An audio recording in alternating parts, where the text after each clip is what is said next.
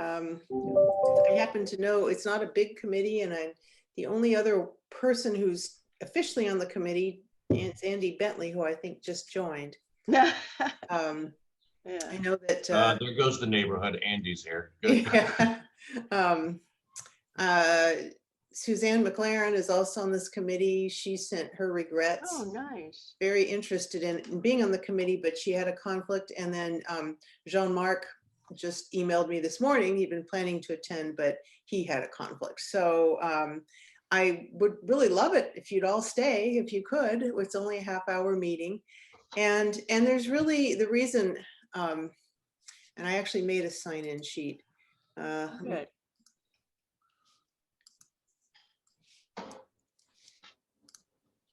I'm posting it in the chat now. So if you would sign in, that would be great. And the reason I really would encourage you to stay is that this is an area where we really need some creative thinking. So just to remind you how grants and awards work in Spinach, we handle the travel awards separately. So the awards that we give, that's in Elise's department, who I think is on the call. Hi, Elise. And she and a team handle that, and that's always very robust. And those are the awards that help people travel to the Spinach meeting. This time they help people pay for the registration costs for the meeting. There's always great interest in that. And but we offer other awards. We offer the Carolyn Rose Award, which is for I guess I forget exactly. I could. But anyway, someone could look up the wording for that maybe. But that's a prestigious award, as is the President's Award, which I know is related to Spinach to Service.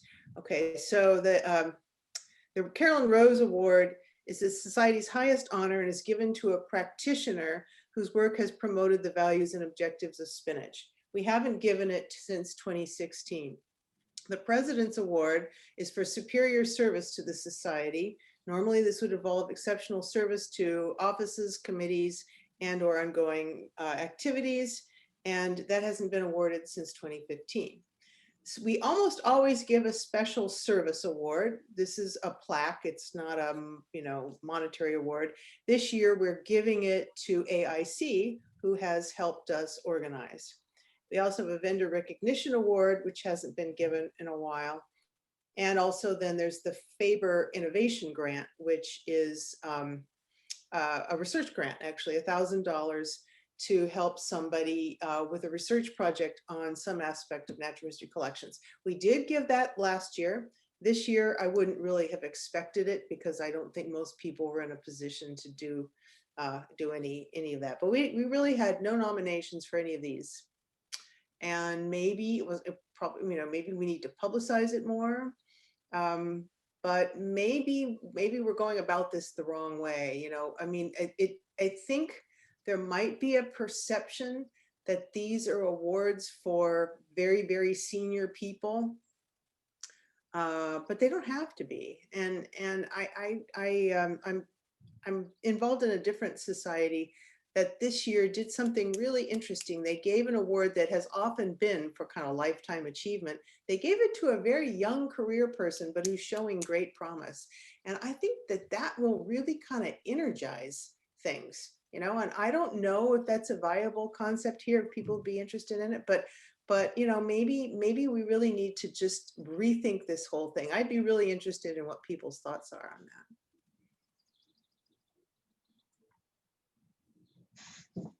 I think one of the things that's obvious is that there are definitely deserving people out there. I think where this falls short is in the nomination. People are just not nominating people for these awards, and I'm wondering whether there isn't a way that we could seed that by increasing the size of this committee and giving those folks the charge to go out and find deserving people who deserve these awards, rather than just relying on the membership to put people forward. Mm-hmm. Identify a couple of key people who are usually at all of the meetings, who are, embedded in Spinach and know what people are doing, and get them to sort of, seed this process by seeding the names of people who they think are deserving. I am very sorry for my ignorance, but how is it publicized? Not terribly well, just a few, some posts to NH call, which isn't Okay. sufficient. I'd be the first to admit. That's what how I've done it. That's how it's always been done. But it's not doing the job. And it's in the newsletter as well. So it Yeah, gets in the put in the newsletter. newsletter. All the places where would be a logical place to do it, but it requires much more active, I think, recruitment. And there's always a plea at the ABM meeting as well for people to nominate people who are deserving. Yeah, so I was just we don't really have terribly many other avenues in which we can publicize it. would kind of like other societies at other meetings, could one kind of like mention it there? Yeah, I mean, Yeah, it's a little difficult given that they are SPNHC awards that are meant to be for SPNHC members. It's a little weird to be publicizing those at other people's meetings. Sure. I wonder as well whether there isn't a way in which we can make use of the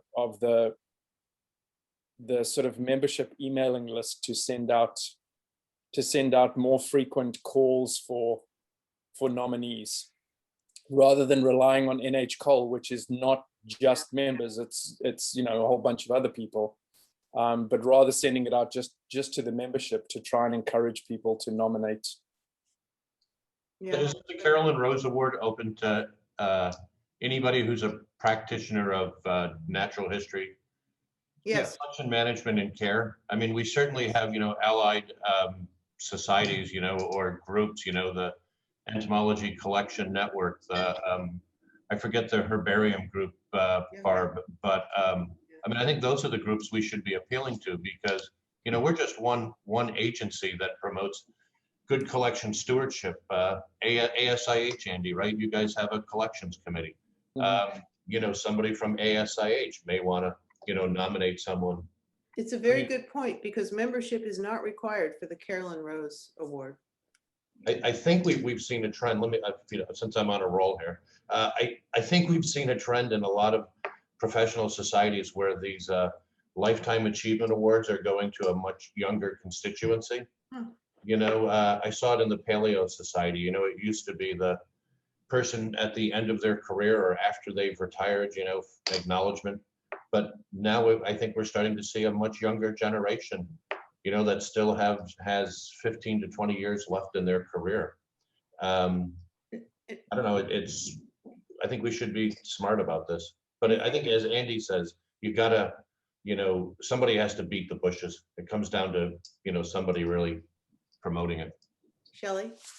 So I have am I unmuted? Yes, I am. Couple of comments. So when I go and have a look at the website, and I have a look at the page that gives me information about SPNHC awards and grants, more details including how to nominate, apply, submission deadlines. Now, I'm assuming that when we send out information through NH Col, we're providing them a little bit more information. But when I click on that PDF, it says, questions and nominations should be directed to the chair of the Recognition and Grants Committee. But who is that? Me. And what is their link?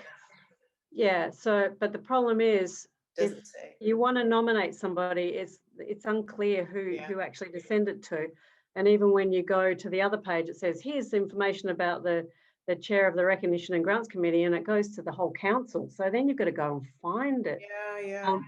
So we're missing that connection. I'm just wondering if it would be worthwhile having a Google form or some sort of form that you can fill out, answering questions about the individual.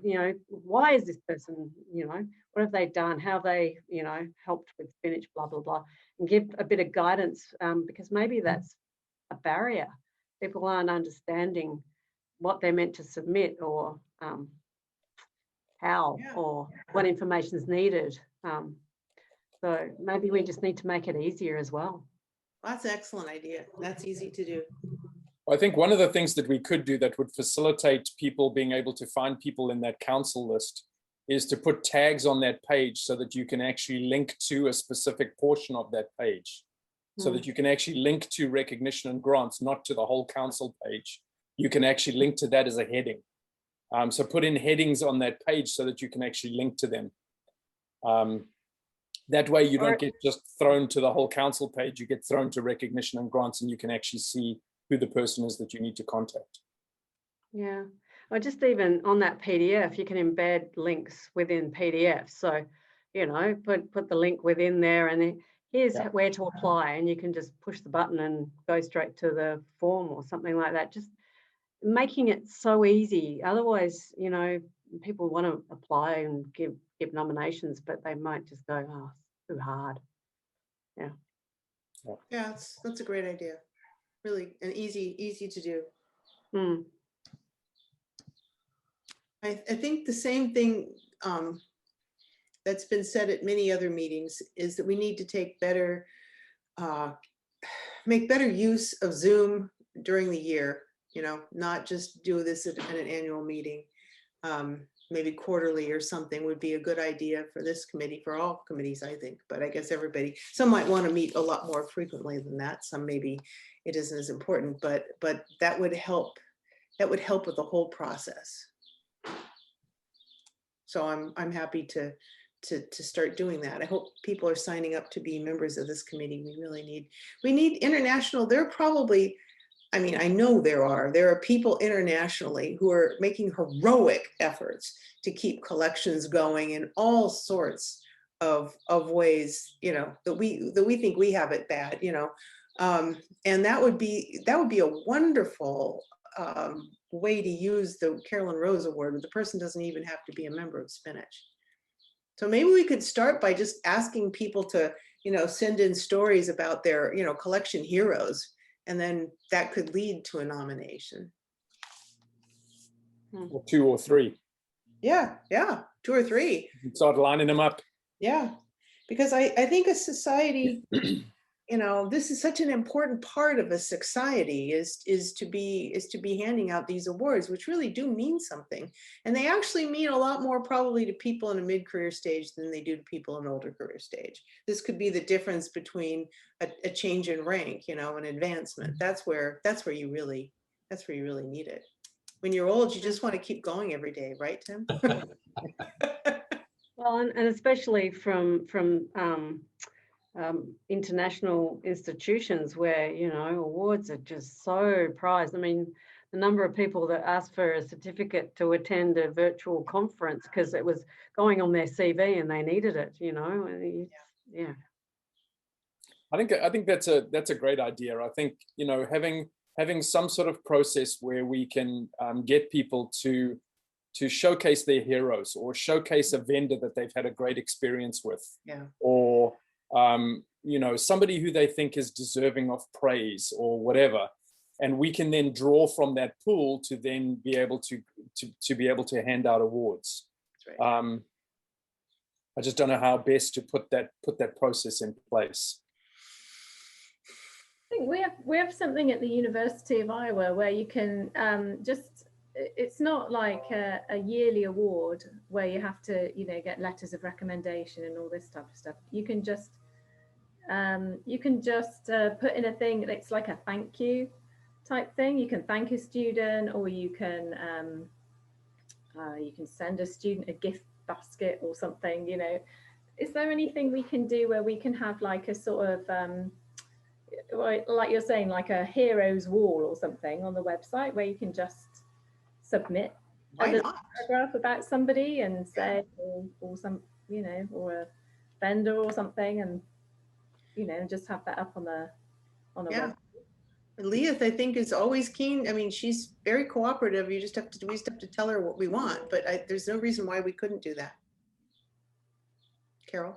Yeah, the Smithsonian has peer recognition awards, and it's just a little blurb that your peers put out, Sometimes it's just a matter of going through and somebody took on a challenge of cleaning up a collection that was in backlog and it was a disaster and a group of people got together and tackled it, you know, or moved heavy objects or whatever. But we just write, it's just like a little paragraph of what they'd done, what their accomplishments were, or whatever. And then that's submitted to the committee and then they select from a group and awards are given out and they're just pins or a little certificate. It's nothing big. But if the Spinach can put out some kind of a announcement that goes out to the various institutions or to the members and say, look, like you said, who are your heroes and why? What did they do? Right. That was important. And then if they submit that, then you can decide whether they get a certificate or money or, you know, you can go from there. But getting the information out to the members. I know we send out emails a lot of times, so. Well, this is, I think, as Andy identified, as the rub, you know, how to reach the wide range. NHCall really only reaches a very select group. We'd have to work a little bit harder to see how we could get, you know, get the message out to more, but that's something that could be done. That could be a task, is to identify. I mean, I know how to reach all the herbaria, but you know, there's a wide world of museums out there that I'm not sure how you reach, but you know, that's something that it's not an impossible situation. We can figure it out. Well, I can send to the membership anytime. Just send me the email and say, send this. Right. That's it. It's easy as that. Is there any way, like if we're going to do a sort of more general recognition of people, you know, like Carol has just given us a really good example of, is there a way that we could also send some sort of letter of recognition to the person's institution as well? Because I think that really helps. And I've had one of those in the past where I've signed up for a statewide disaster response. Yeah. And I got a really nice letter to share with my, you know, my boss and the dean of the college. You know, I mean, that's such a good idea because it really certainly costs us nothing. A nice letter signed by the president that outlines the contributions from a society like Spinach probably has an impact more than we think, you know. And that would be a great way to help collections, a great, very tangible way to help collections.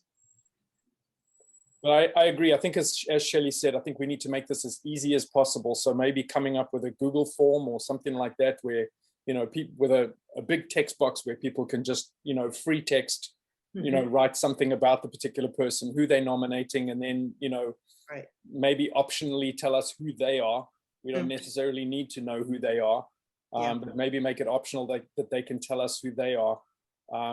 And then, you know, we can use that to then both feed the awards, but also feed this sort of wall of heroes that we can put onto the website. Right. Yeah. Yeah, I think it's a great idea. Well, that's great. That's a very good tangible suggestion. So I like Spinach stars, as Shelley says. Yes. Spinach stars. That's wonderful. Any thoughts on how to generate more interest in the Faber Award, the research grant? Maybe it's all part of the same process. I don't know, but we had some success. So for years, no one was applying.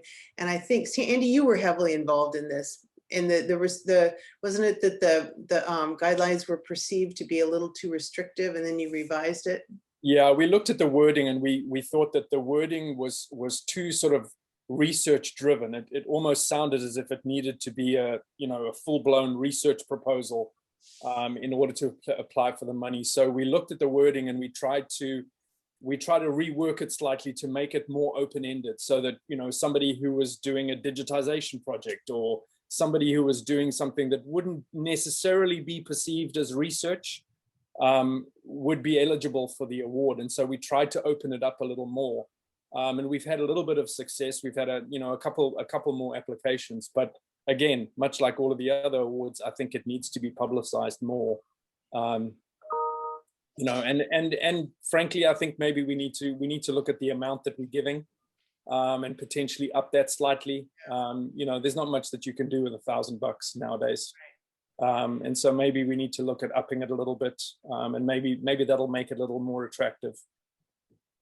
Yeah, honestly, I think we need to, like all these things, right? We need to market them. And some of it's walking through the posters at an annual meeting and saying, these, I try to promote things there, and just push people to, have you thought of, applying for a favor grant? This was a great idea. You could have gotten $1,000 to, Yeah. some institutions, that's actually a lot of money, Andy, right? So, Yeah. I always think of, we have all these liaisons to all our other affiliated societies.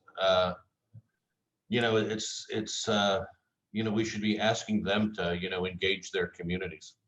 Yeah, again, sort of a move towards making Spinach more of a clearinghouse of collections among the other societies. Before, we're almost at time, but Elise, are you able to talk? I wonder if you want to say something about student or the travel awards. Yeah, can you hear me? Yes. Okay. I just can't do the video. I can talk. We had a really good response this year. Of course, we had to change some of the requirements, which we did. So instead of just being eligible if you gave a poster or a presentation at the meeting, we extended it to other things like writing an article for Collections Forum, writing something for the Spinach newsletter, doing a virtual collections tour. I think that was it. And we got a lot of response from the countries that have been underserved, like Mexico, Uruguay, Colombia, Madagascar. And because AIC generously offered to give everyone free registration, we funded everyone without Spinach having to spend any funds. So we, in the professional development committee meeting, we're talking about extending those requirements or maintaining the requirements that we had for this year, even for in-person meetings. So I feel like we were successful. We got 12 applications, I think, which is pretty normal. We don't seem to get a lot, but again, we probably need to focus more on advertising leading up to the deadline. Mm-hmm. Yeah. Okay. But that's I mean, I think that's a success story. We're allowing more people to participate. Oh, and Tim says he is thinking of nominating university products for an award next year. So that's great. And oh, good. So yeah, if we just get a few more people to, to put their thinking caps on and make some nominations, I think it would be great. But we'll definitely work on making the form easier. I guess the other topic that could be discussed, it seems maybe not appropriate because we're having trouble with the awards that we have, but should we try to have more awards? Should we try to have an emerging collection professional award, or something else? I mean, there's no particular limit to the awards that we have. We just simply have to have a little bit of money for them. But a small amount of money here could go a long way. Something like a student paper poster award, I think, might be really handy and helpful for emerging professionals, and always looks good on the resume. Sure.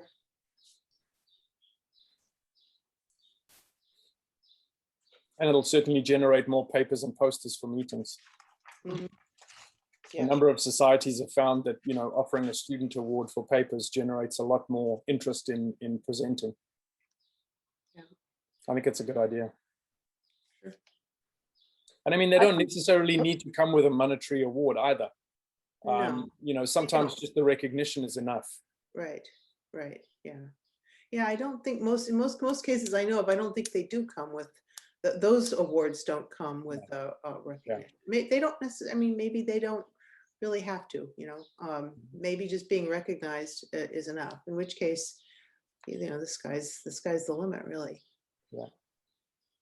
This might be a pie in the sky idea, but I know with the collection tours, if we're going to get folks in South America, Africa, wherever, to give these collection tours, it might be nice to have an award or something for them to help pay for a little bit of that. And just as a general, I mean, we're giving they got free registration for spinach, so that was something. But I think one group asked for $7,000 to do the tour, which we rejected that idea. But it's something to think about if somehow we could do something for that.